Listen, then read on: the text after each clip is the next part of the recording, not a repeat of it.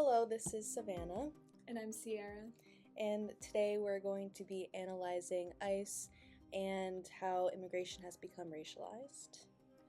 In the United States, the issue of race has been racialized, and we're going to analyze that matter through a Du Boisian framework, paying attention to discourse, and some of the concepts we're going to be talking about today include the veil, the color line, and controlling images.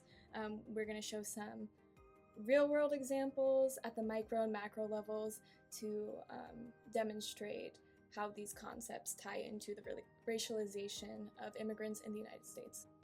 Okay, to start, we will be showing a few clips from a Nashville comedian, Ben Palmer. He set up a deportation hotline where people can call in to report people who they believe are quote-unquote illegal. Mind you, this is a fake hotline. He's trying to expose how people express attitudes of racialized attitudes of immigration. Again, this is just one small example of a larger issue about how people attribute immigration to race and who truly belongs here.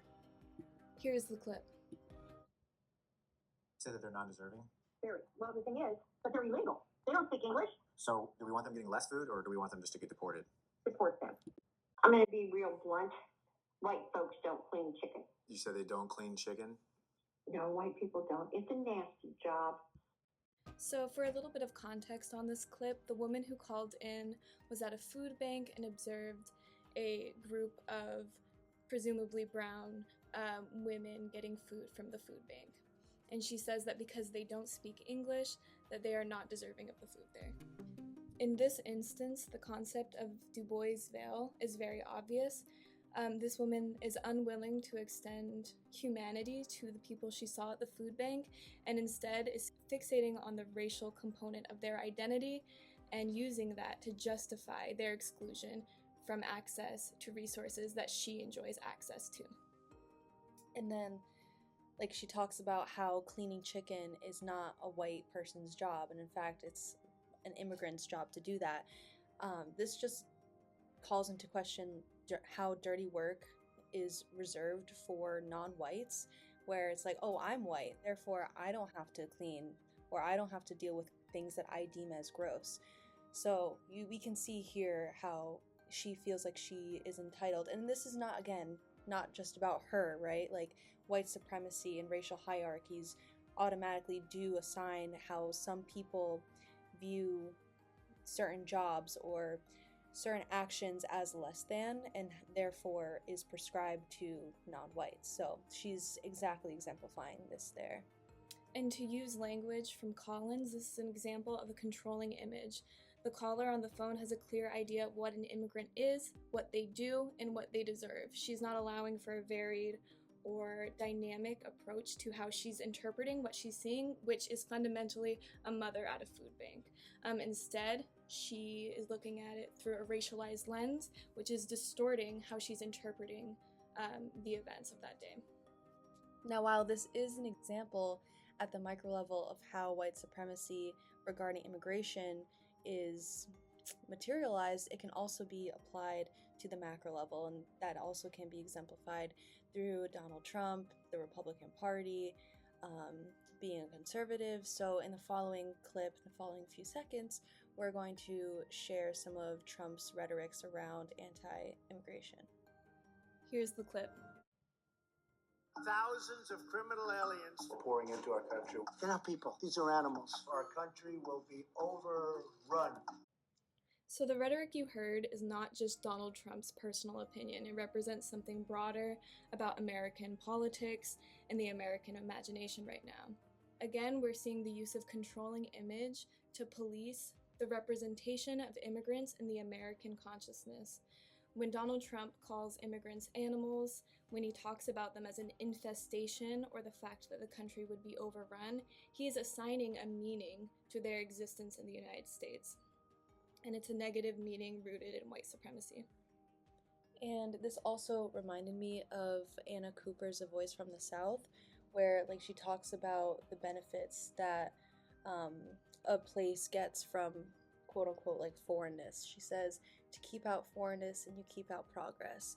So this is the exact opposite of what Trump is failing to recognize here. Is like, actually, no, a place, a country, our country benefits from immigrants because they bring in new perspectives. They're able to help form our knowledge of things, and instead of looking at certain aspects through like one hegemonic Eurocentric Americanized view, we get all these different other perspectives that can fundamentally change and benefit how we understand the world. And this isn't exactly what Cooper was saying, but it also reminds me of the economic benefits of immigrants and like how we benefit as a nation through immigration. And despite evidence of that, people such as Trump and other white supremacists fail to recognize that and only choose to see falsified views of immigration. Another really good use of Cooper is the idea of reframing the race problem. In this clip, Donald Trump is clearly trying to put the problem of immigration on immigrants themselves. However, back in the 1800s, when the black problem was an issue for people, Cooper's greatest insight was reframing that it wasn't an issue of black people, but it was an issue of white supremacy. And she goes on to say that exclusiveness and selfishness in a nation is suicidal to progress, and that one race predominance means death, which we have certainly seen played out, unfortunately, in the United States. To give a little more specificity to this issue, and to make our analysis clear, we're now going to move to a discussion of Donald Trump's State of the Union address in 2026, in which he openly disparages Somali communities in front of Minnesota Representative Ilhan Omar, who is a black Somali Muslim woman. Announcing the war on fraud to be led by the Somali pirates who ransacked Minnesota. Okay, and here from this clip, we see Trump conducting racial projects of defining what Somali immigrants mean, displaying and attaching controlling images to the Somali immigrant of them being fraudsters, criminals, pirates, and how people listening to him actually believe what he's saying. And it reinforces their ideas that immigrants, and specifically Somalis, are people who are actually ruining America, and what it means to be a good American, be an American, and what it means to belong in the United States. And to kind of bring this to a place of discourse analysis, Trump goes on to say that the Somali pirates ransacked Minnesota, and behind him you see J.D. Vance and Mike Johnson, who are both white men in suits. There's an American flag behind them. There's a kind of legitimate air about the whole scene. Donald Trump in the foreground, these two powerful white men in the background, and they are laughing. They are visibly and openly laughing at Donald Trump's racism and his disparagement of the Somali communion. The camera then cuts to Ilhan Omar, who is visibly upset, and a white colleague beside her, who is a woman, looks concerned for her. And I think using Crenshaw's framework of intersectionality is especially salient here. Ilhan Omar is at the intersection of a lot of different marginal statuses. She is a woman, she is black, she is Muslim, and she is an immigrant. And all of those things put together has put a target on her head, and it is the reason why Donald Trump feels so comfortable openly disparaging her and the district that she represents. In one quote prior to this speech, Donald Trump said, "Ilhan Omar should be thrown the hell out of our country." This is language that although Donald Trump is known for his explicit language and his lack of sugarcoating, his harshness, especially towards this woman in this position, stands out as the effects of being at multiple intersections. And while he is talking about Ilhan Omar specifically, he is also referring to the broader Somali population. So she is just one example of how people are targeted for their identities, for their culture, for their religion. So I think it is important to remember that while he is directly talking about Ilhan Omar, she's also in a position of some sort of power, right? She's a congresswoman. She is even allowed to be in this space where everyday citizens like you and I would not be allowed in. So think about the impact that this rhetoric has on ordinary Somalis who do not have a voice in Congress, like Ilhan Omar can. So also thinking about the implications of that. And although what we've just discussed here is a matter of rhetoric and speech, it's important to note that those words are inextricable from the actions that we have seen under Trump's administration. It is not just empty words, it is not just opinions that are kind of banal. These sentiments have resulted in real-world consequences that are severe and even fatal. In January of 2026 alone, 6 people died in ICE custody across detention centers in Texas, Pennsylvania, Georgia, and California. And deadly ICE shootings have been public occurrences starting in this year with the deaths of Alex Preddy and Renee Good. But even with their deaths, we see how racial hierarchies are still being reinforced. So Alex Preddy and Renee Good are both white people who died and who were killed by ICE agents in public. And I'm sure you have heard about these individuals, but what about plenty of other people who are brown and who are immigrants or not immigrants, but because of what their skin color represented for white supremacists has resulted in death. So it's important to recognize that while ICE killings are being talked about to some degree, it's still racialized in that color blindness is being reinforced, where we're only looking at the white victims. We're not looking at or paying attention or enough attention to people of color who are being killed.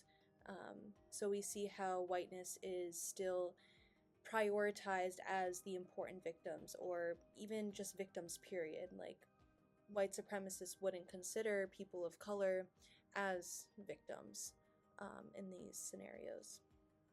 And adding on to what Savannah's saying, it very much falls in line with how Du Bois defines Americanness. And for Du Bois, Americanness is inherently rooted in whiteness. So when people of color are being killed in the streets or in detention centers or in custody, this is something that white people broadly, historically in the US, have been able to brush off, to not care about. They've been afforded the privilege to not care. However, the moment that it affects white people, where white people are being victimized, we see this call to action, we see attitudes shift in a way that is not afforded to others who are living in similar conditions and facing similar circumstances. And we've seen how ICE deportations has had an immense impact on people of color more broadly, not even just immigrants, while they have also been impacted, obviously. So for people who do not present as white and are citizens, they are still worried about how their appearance is interpreted by ICE agents. Because even though they are citizens, their skin color and their presentation say to those people, hey, like, that person is an other. That person needs to be taken care of.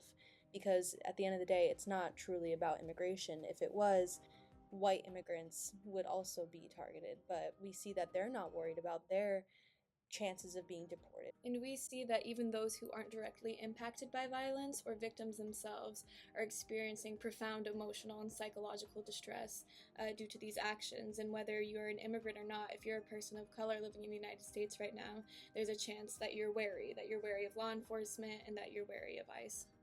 And while, of course, it is important to focus on the destruction that ICE and the Trump administration has had on the immigrant community and people of color in general, it's important to also bring attention to how resistance has been formed to reject these agendas, to reject these racial projects. And we see that within communities and how they have been organized to work together. Communities, especially in more progressive states like Minnesota or like Maine have shown resistance through community organization. In these states and across the country, we have seen whistles, we've seen neighborhood watches, group pages, even like group chats, flyers, protests, walkouts. These are all forms of resistance that challenge the dominant view, the white supremacist view, that these actions are acceptable and that they're not racist. And while it can seem like the only discourse that's happening is racist, when you're seeing it at the presidential level, when you're seeing high-powered politicians spewing this rhetoric, it can feel like this is the only American view.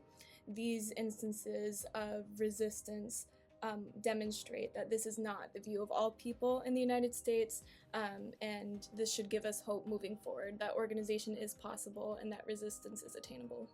Right, and that more people disagree with what's going on than support it. So I think it's important to recognize that while Cierra said, like, it is on the main stage, it's in reality, the more popular beliefs are being suppressed. So yes, thank you for listening. We hope you enjoyed. We hope this brought some insightful views into how you might think about ICE.